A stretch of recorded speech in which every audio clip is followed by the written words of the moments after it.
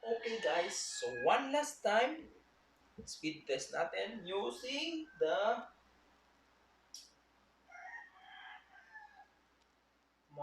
Wifi antenna internal. So speed test natin. Proof. Run. Using fast.com for my speed testing.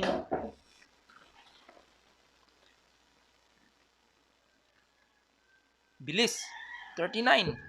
39 Mbps guys. So, I'm gonna do the experiment. So, buksan na natin tong blazing fast 4G LTE. LTE MIMO Antenna. So, let's see if compatible po ba siya sa aking nabiling Globe at Home prepaid Wi-Fi.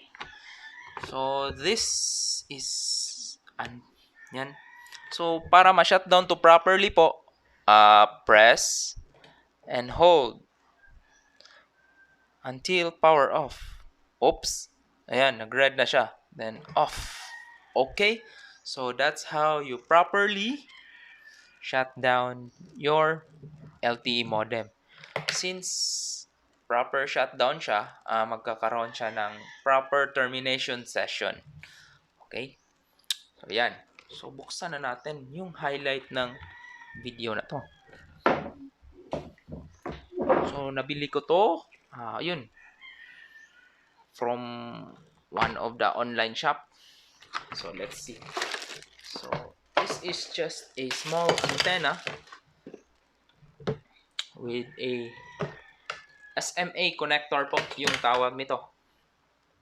SMA connector. So wala siyang polarity regarding dun.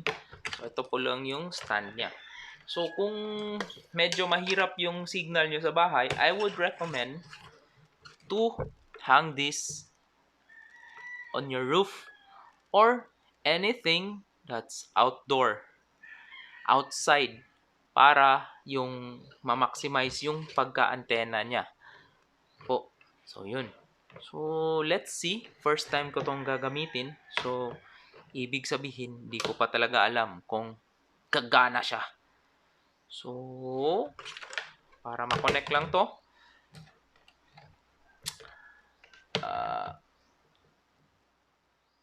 ito connector. Ayan. Kaya lang yan. Okay. Secure tight. Tight. Hand tight lang po. Huwag nyo gamitan ng tool para hindi masira yung modem. Ayan.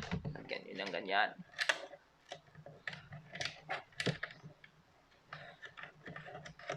Ayan.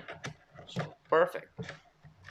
So, that's how you attach a external antenna.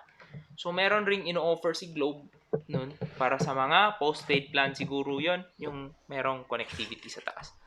So, ito 4G LTE specific for MIMO. Then, the connector is SMA. Okay? So, power on natin yung modem using our powerful power bank.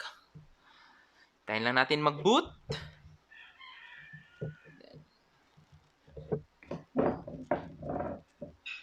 Tayo na natin mag-boot. Ayan.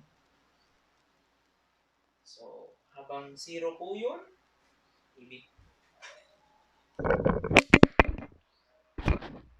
ibig sabihin po na wala pa siyang signal. Yan. Ayan, blinking na po. So, yun. So, yun. Test muna natin. This is still not using this is using the auto po. So, meron na bang internet? By the way, don't forget to subscribe my YouTube channel po. That's Elmershox. O, yun. Medyo bumaba yung speed. Oh, from 40 Mbps, naging 3 na lang. 2.4.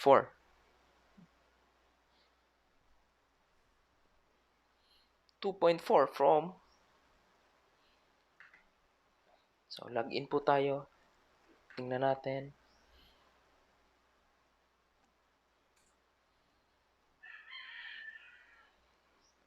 Yan. So, kita nyo status, antenna, still internal po. So, yun. Login tayo para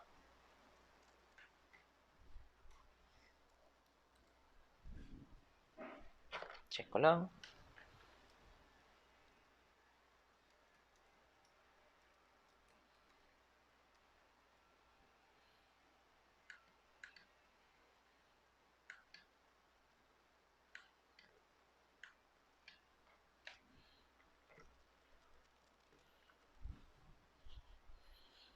Eng. Yun. So, dito tayo sa advance. Then, antenna settings. Let's put it.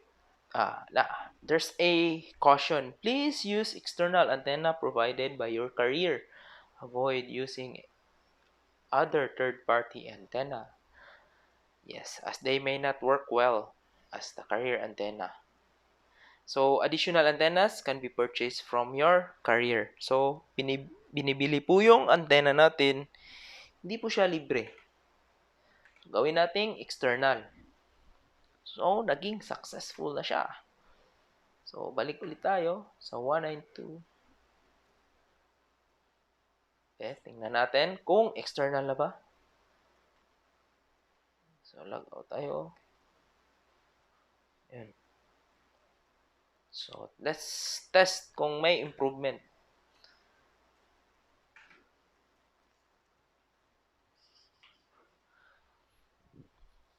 Oh!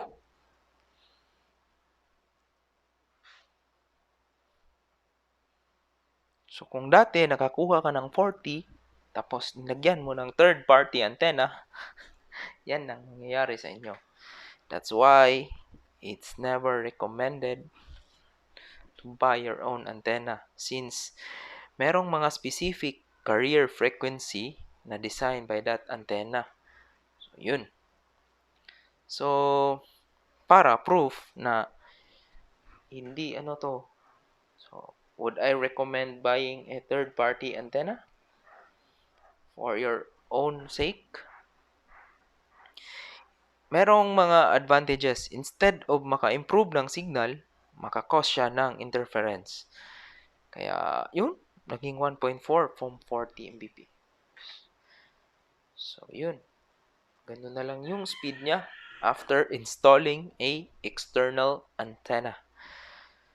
So, hindi lahat ng mabibili mo ay makakabuti sa'yo. Kaya, yun yung lesson natin dito sa video na to.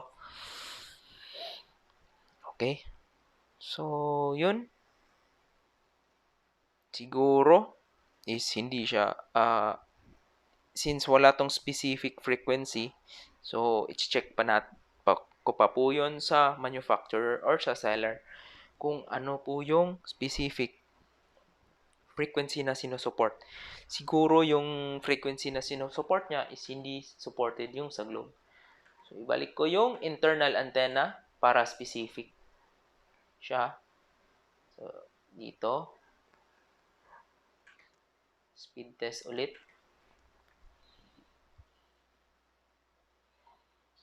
Ay, hindi pa pala na-apply. So, yan. Hindi natin na-reset yung modem, di ba? Try muna natin i-reset. External pa rin yung antenna niya. Pero yung speed is mababa. Compare sa 40 na nakuha mo kanina. Okay. So, yun. So, try muna natin i-off.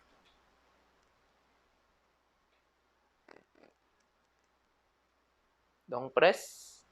Wait till red. Alright. Yan. So, nag-on ulit. Wait for the booth. So, yun. Instead of na isip mo is maayos yung antenna kasi ma-external. Yun. Siguro kung meron kayong mga recommendation sa test ko, pwede nyo erase. Okay? So, yan. Try natin i-access ulit yung gateway 192.168.254.254. Uy, yun. Yan. So, external na po. So, test natin ulit kung mag-improve.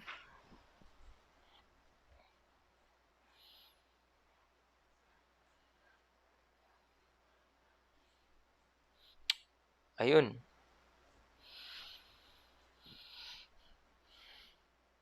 Hindi siya katulad kanina na umaabot ng 40. Okay? So, let's revert back. So, login ko lang.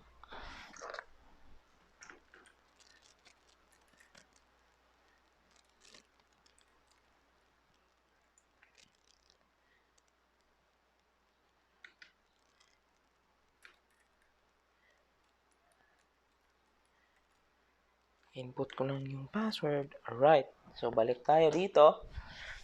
Balik tayo sa advance. So, kung makikita nyo, yung upload niya, mabilis. Yung download niya is, 4.4 MB lang. So, yan po yung mga parameters na need natin i-check. So, ibalik ko lang yung para ma-proof yung test na if it really works. Yeah. Uy. Bakit mabagal?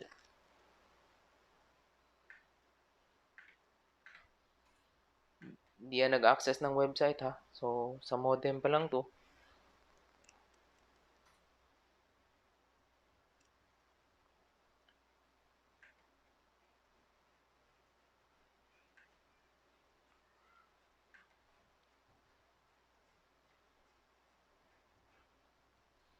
So, yan. Check natin ulit. Fast.com.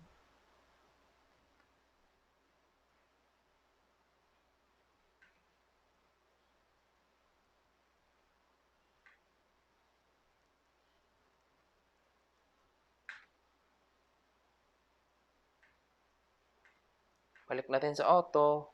Apply. Off natin yung modem.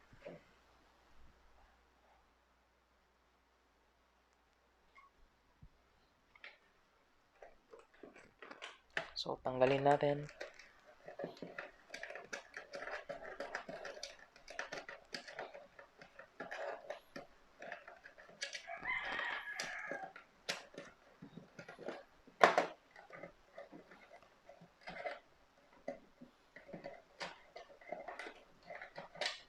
Okay. Turn on ulit.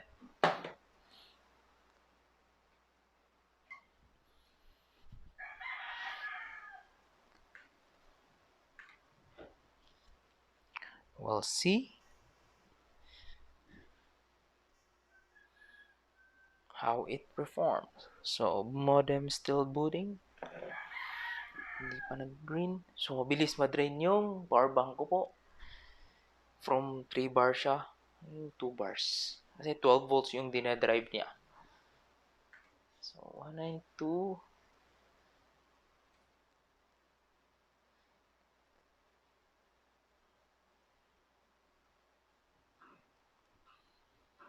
So, naka-internal na. Let's try the speed.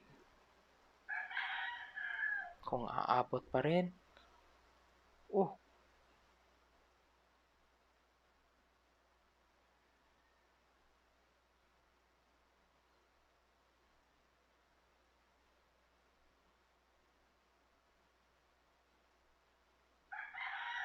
Uy. 2.7.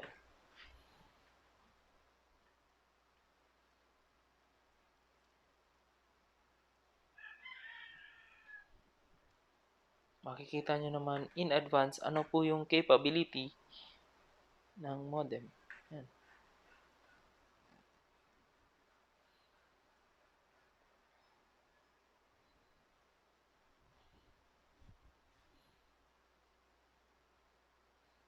So, 4.6 MB.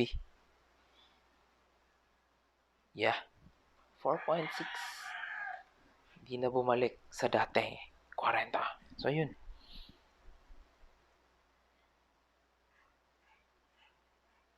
Yun. So,